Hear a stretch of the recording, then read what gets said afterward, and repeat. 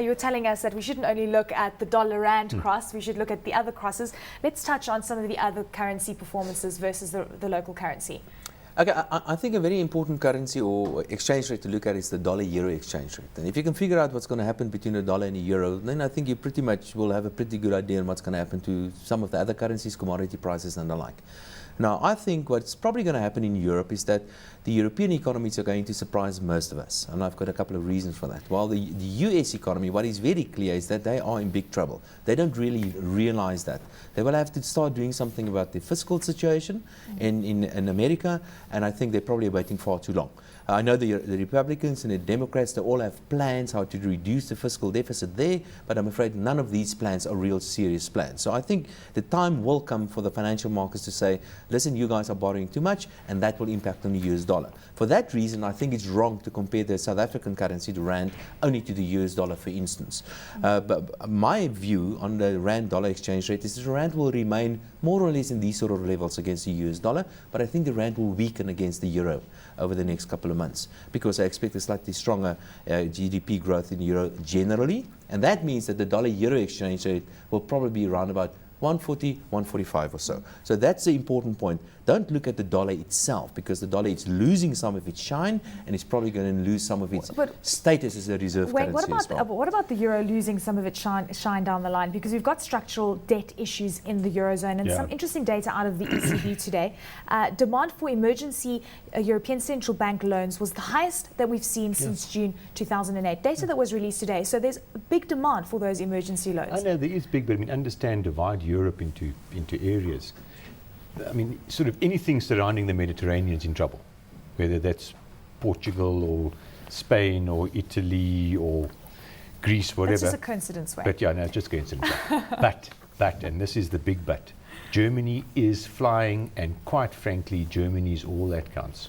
Germany is flying. So I agree with Dawie. Euro will probably show better Europe as a whole will show better economic data going forward.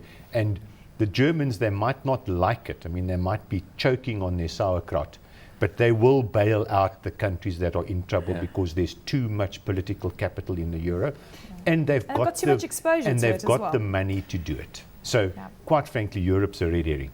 There's all this debt default. It just doesn't matter.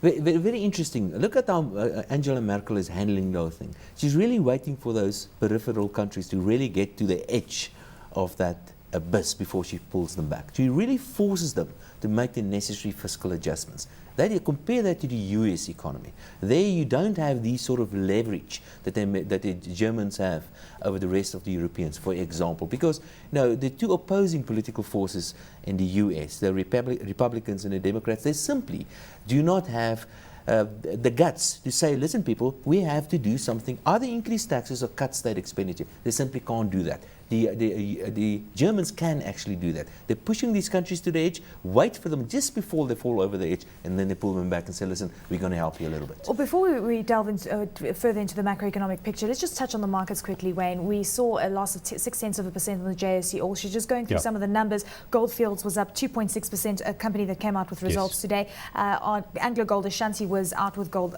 results yesterday. That stock up 1.2%. ARM, African Rainbow Minerals, out with a trading update this week. That was down 3.2%. But I mean, that's the same as the Bulletin and the Anglos, down 2 or 3%, same as what they were down 2 or 3% yesterday. And it's to do with the results are now out. People now know the situation, and the results were excellent. I mean, make no mistake. But, maybe there was a little bit too much good news in the share price. But I wouldn't worry too much. I mean, as I said earlier on, Anglos and Bulletin have run 50% plus in the last 3 or 4 months. That's a serious run. To get a little bit of a pullback, I wouldn't worry too much. No, look, nothing's going to change for the next 6 months. I mean, I'm quite firm in that belief, and if that is the case, Anglo-American is on a 11 price earnings ratio, Bulletin's on an 11 price earnings ratio, ARM is probably also going to be on an 11, and that's not onerous. Look, the tide will turn. We are not on the we are not on the cusp of a new bull market in shares, but I doubt if it'll turn in 6 months. Well, Dawie, I mean, when you look at how the equity markets have been performing, and it's incredible to see that we're seeing some fund flows changing out of emerging markets, perhaps also going into the developed world. We're seeing economic data perhaps pushing equity markets even higher, pricing in, even better future. Can we be so confident and positive about the future from an economic perspective? Well, let's look at different asset classes. The two major asset classes. Let's look at the bond market, for instance, and let's look at the equity market South Africa and compare that to the rest of the world. It's always a relative kind of thing. Now, I've looked at South Africa historically, how South Africa bond market has been doing to some of the other economies in the world. And I think our bond market is perhaps not a very good buy at this moment, but it's not overly expensive. So I'm not too concerned about the bond market. By the way, I think yields will go up during the rest of the year, but compared to the rest of the world, our equity market, really depending on your forecast on earnings, but I think our equity market is generally a little bit more better fully buy. priced. No, it's not fully. Oh, I think depending on your forecast on earnings, and I'm very bullish on economic growth in South Africa. I think we could. Not easily, but we might see a 4% growth, which eventually will filter through to earnings growth. I'm glad as you've well. mentioned 4% growth, because we've got the budget out next week and all eyes will be on Finance Minister Pravin Gordhan. What are you looking out for in that budget? A number of things. We can go through some of the taxes. I don't think we're going to see major tax changes. There will be some adjustments to personal income tax, but probably not enough to adjust for bracket creep and stuff like that. I don't think the major taxes like VAT or corporate taxes will be adjusted. I think there will be, as usually, a value-added tax, or rather a fuel levy increase. And, well, the numbers I saw yesterday is that the fuel price will go up by 35 cents in any event, probably around about 30 cents with the rand strength that we've just seen now. Add another 20 cents to that because of the fuel levy increase. That means the petrol price can potentially go up by 50, maybe even 60 cents over the next 2 months, and the potential inflationary impact of that.